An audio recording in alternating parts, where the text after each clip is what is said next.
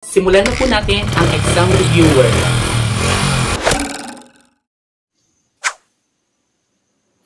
Ang pagkakaroon ng lisensya ay isang A. Karapatan, B. Pribilehiyo, C. Karangalan. Ang tamang sagot ay B. Pribilehiyo. Anong dapat gawin bago lumiko sa kanan o kaliwa? A. Magbigay ng hudyat o senyas na hindi kukulangin sa 30 metro na ang layo. B. Biglang lumiko at bumusina. C. Ipagwalang bahala ang hudyat. Ang tamang sagot ay A. Magbigay hudyat o senyas na hindi kukulangin sa 30 metro ang layo. Kung masangkot sa isang sakuna, dapat itong ipagbigay alam sa pinakamalapit na himpilan ng pulisya. A. Kaagad-agad, B. Sa loob ng 72 oras, C. Sa loob ng 48 oras. Ang tamang sagot ay A. Kaagad-agad. Ano ang ibig sabihin ng berdeng palaso na signal trapiko? A. Nagpapahintulot sa pagtawid ng mga taong tatawid. B. Nagpapahintulot sa mga sasakyan na kumaliwa o kumanan. C. Hindi pinapayagan ang pagpasok sa intersection na itinuturo ng palaso. Ang tamang sagot ay B. Nagpapahintulot sa mga sasakyan na kumaliwa o kumanan. Matapos kang lumampas, mag-overtake at nais mong bumalik sa pinanggalingan linya ng ligtas, kailangan mong A. Huminto, B. Lumingon sa nilagpasan, C. Tingnan sa rear view mirror ang iyong nilagpasan. Ang tamang sagot ay C. Tingnan sa rear mirror o view mirror ang inyong nilagpasan. Bago umalis sa paradahan, dapat mong A. Magpatakbo kaagad, B. Bumusina, C. Suriin ang paligid bago magpatakbo. Ang tamang sagot ay C. Suriin ang paligid bago magpatakbo.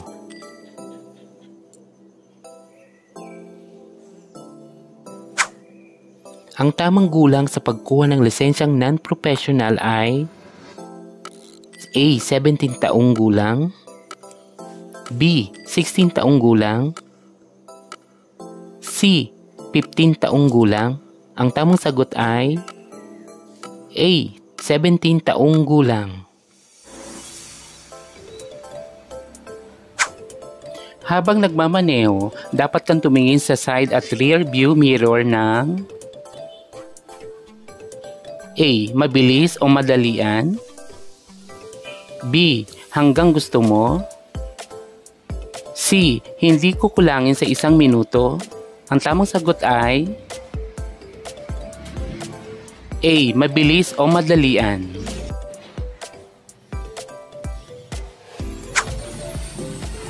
Ano ang dapat mong ihanda kung malayo ang biyahe? A. Maghanda ng kagamitang pagkumpuni ng sasakyan para handa kung masiraan ng sasakyan. B. Planuhin ang ruta at i-condition muna ang sasakyan. C. Tama lahat ang sagot. Ang tamang sagot ay C. Tama lahat ang sagot.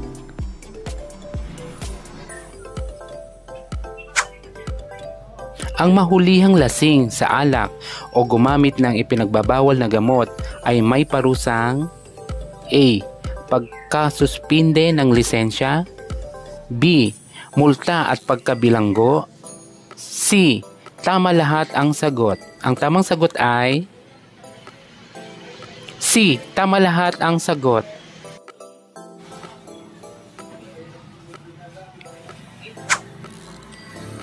Sa isang intersection na may stop sign, dapat kang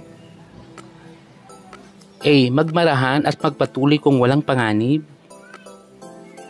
B. Magbigay daan sa mga sasakyan mula sa kanan o kaliwa at magpatuloy kung walang panganib, C. Huminto at magpatuloy kung walang panganib. Ang tamang sagot ay C. Huminto at magpatuloy kung walang panganib.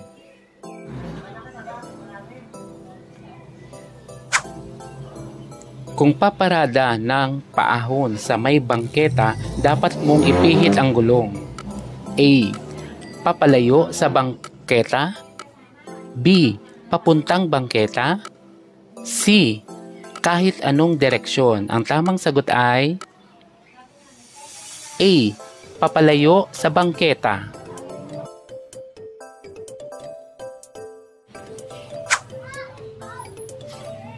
Ang lisensyang non-professional ay para lamang sa A. Anumang uri ng sasakyan. B. Pampasaherong sasakyan. C. Mga pribadong sasakyan. Ang tamang sagot ay C. Mga pribadong sasakyan.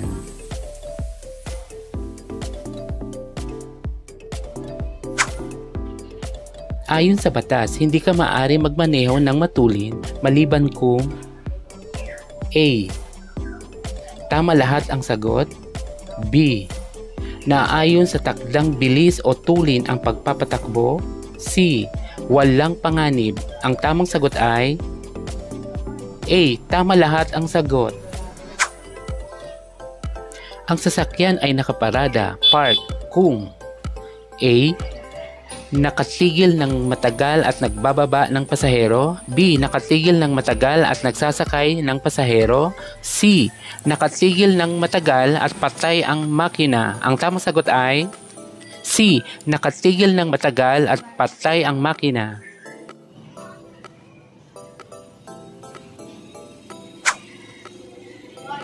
Sa rotonda, alin ang may karapatan sa daan? A.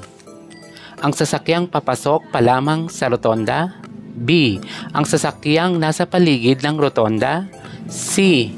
Ang sasakyang nakaharap sa berdeng ilaw. Ang tamang sagot ay B. Ang sasakyang nasa paligid ng rotonda.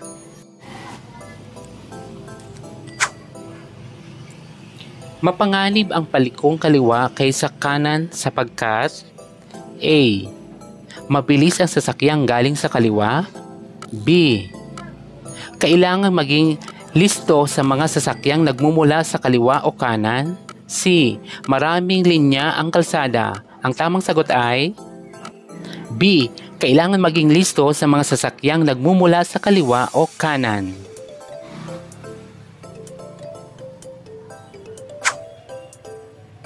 Ano ang kahulugan ng patay-sinting kulay pulang ilaw trapiko? A. Bagalan ang takbo at tumuloy ng maingat. B. Maghintay ng berdeng ilaw. C. Huminto at magpatuloy kung ligtas. Ang tamang sagot ay C. Huminto at magpatuloy kung ligtas.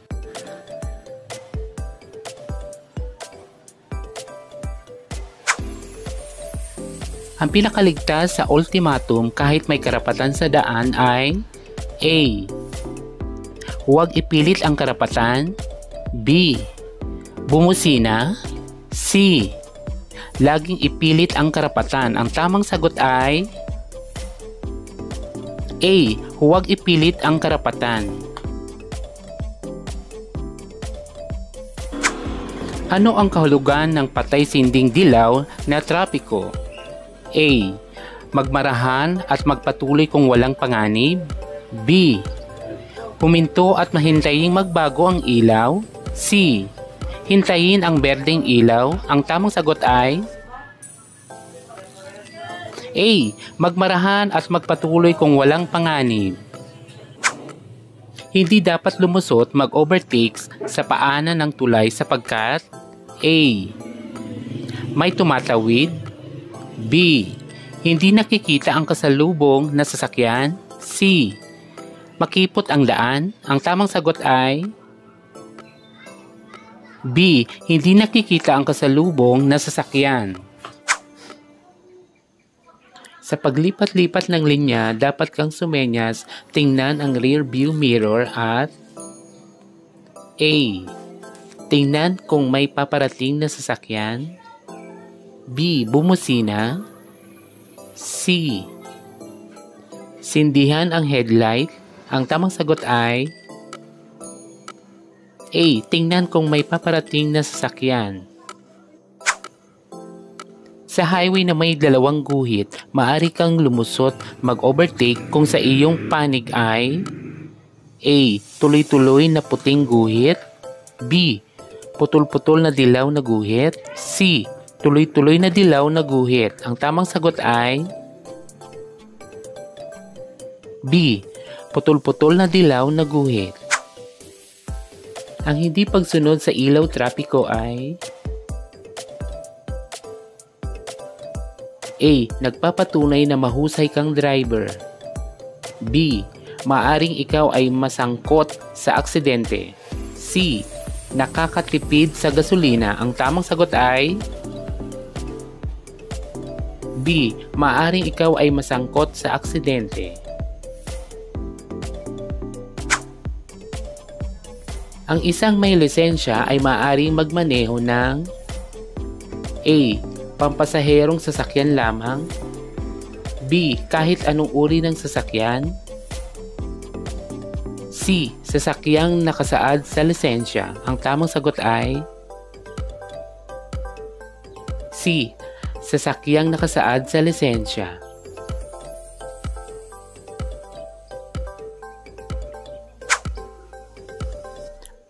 Ano ang kahulugan ng tuloy-tuloy na guhit na kulay dilaw? A. Tama lahat ang sagot. B. Maaring lumusot mag-overtake.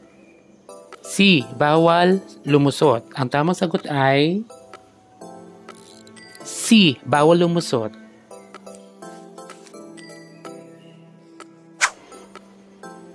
Kung ang nakasalubong mo ay may nakakasilaw na ilaw, ano ang dapat mong gawin? A. Titigan ang nakakasilaw na ilaw. B. Silawin din ang nakasalubong upang magbaba ng ilaw. C. Tumingin ng bahagya sa gawing kanan ng kalsada. Ang tamang sagot ay C. Tumingin ng bahagya sa gawing kanan ng kalsada. Ang dilaw na linyang putol-putol ay palatandaan na A. Pinapayagan ang paglusot sa kanan. B. Ipinagbabawal ang paglusot sa kanan o kaliwa. C. Pinapayagan ang paglusot sa kaliwa. Ang tamang sagot ay C. Pinapayagan ang paglusot sa kaliwa.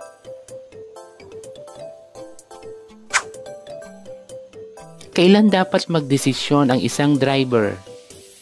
A. Kung buhol-buhol na ang trapiko. B. Kung mahusay siyang magmaneho.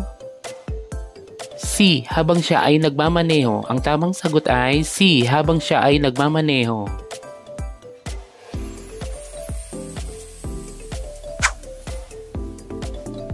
Ano ang ibig sabihin ng puting linya sa daan?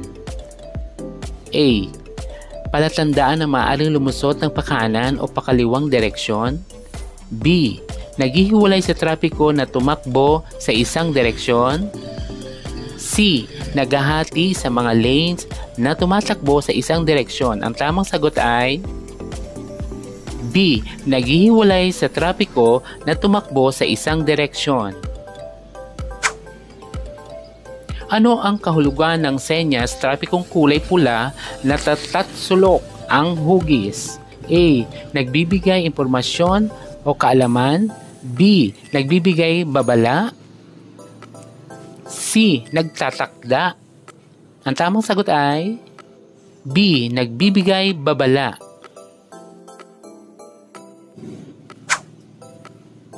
Ano ang kahulugan ng patay-sinding ilaw na pulang ilaw trapiko? A. Huminto sa nakatakdang linya. B. Huminto sandali at ituloy ang pagpapatakbo kung walang panganib. C. Bilisan ang pagpapatakbo. Ang tamang sagot ay B. Huminto sandali at ituloy ang pagpapatakbo kung walang panganib.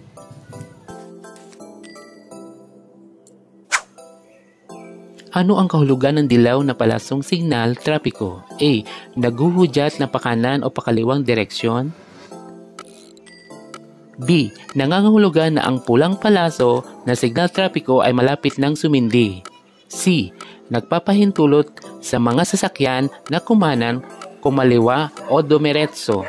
Ang tamang sagot ay B. Nangangahulugan na ang pulang palaso na signal trapiko ay malapit nang sumindi. Kung parating ka sa isang kurbada, ano ang dapat mong gawin? A. Magmarahan, bagalan ang takbo bago dumating sa kurbada. B. Bilisan ang takbo habang nasa kurbada. C. Magpreno ng bigla habang tumatakbo sa kurbada. Ang tamang sagot ay A. Magmarahan, bagalan ang takbo bago dumating sa kurbada.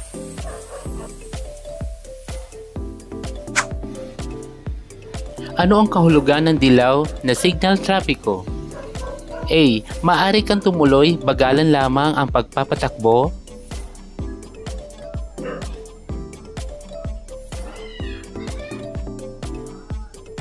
B. Humanda sa paghinto at malapit nang sumindi ang ilaw trapiko na kulay pula. C. Huminto. Ang tamang sagot ay B. Humanda sa paghinto at malapit nang sumindi ang ilaw trapiko na kulay pula. Ang puting linyang putol-putol ay palatandaan na A. Maaaring lumusot pakaliwa o pakanan kung walang peligro. B. Ipinagbabawal ang paglusot sa kanan. C. Ipinagbabawal ang paglusot sa kaliwa. Ang tamang sagot ay A. Maaaring lumusot pakaliwa o pakanan kung walang peligro. Ang dalawang dilaw na linya na tuloy-tuloy ay palatandaan na A. Peligroso ang lumusot pakanan. B. Maaaring lumusot pakaliwa. C. Maaaring lumusot pakanan. Ang tamang sagot ay A. Peligroso ang lumusot pakanan.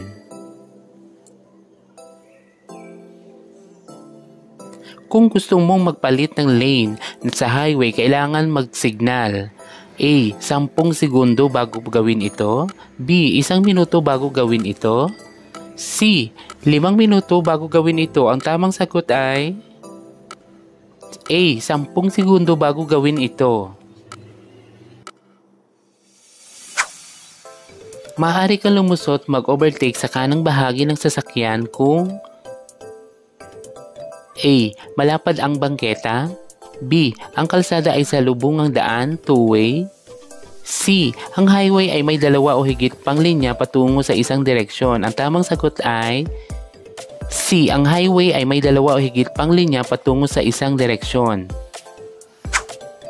Ano ang kahulugan ng senyas trapiko na kulay pula na pabilog, oktagon o baliktad na tatsulok? A. Naguutos ng direksyon. B. Nagbibigay babala. C. Nagtatakda o nagbabawal. Ang tamang sagot ay C. Nagtatakda o nagbabawal.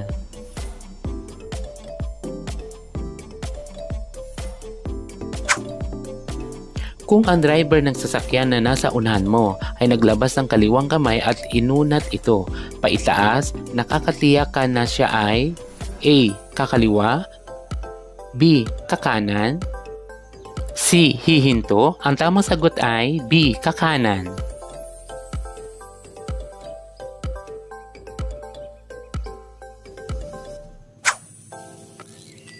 Kung umilaw ang brake lights ng sasakyang nasa unahan mo, dapat kang A.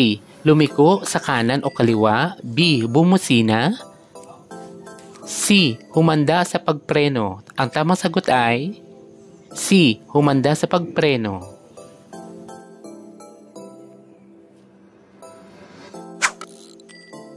Kailangan magbigay ng senyas kung kakanan o kakaliwa ang driver sa darating na intersection sa layong A. 15 metro, B. 16 metro, C. 30 metro. Ang tamang sagot ay C. 30 metro.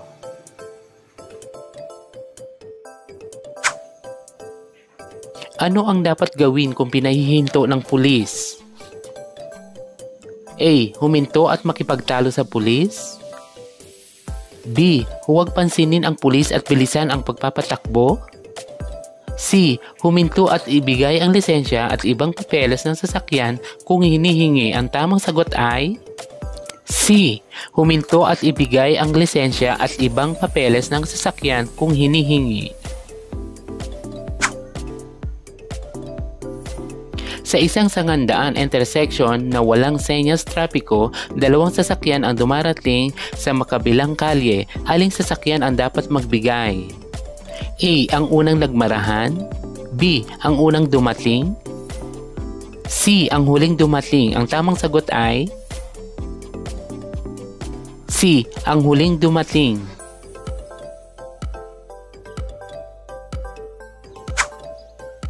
Ang isang driver ay tinuturing na professional kung A. Kaya niya magmaneho ng kahit anong uri ng sasakyan.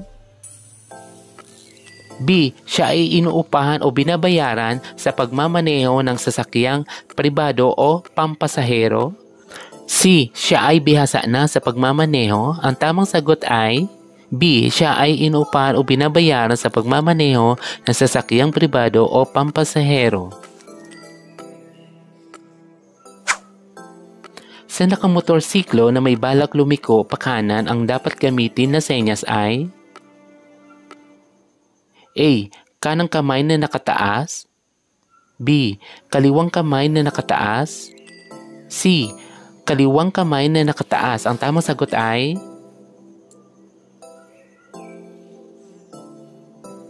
A. Kanang kamay na nakataas.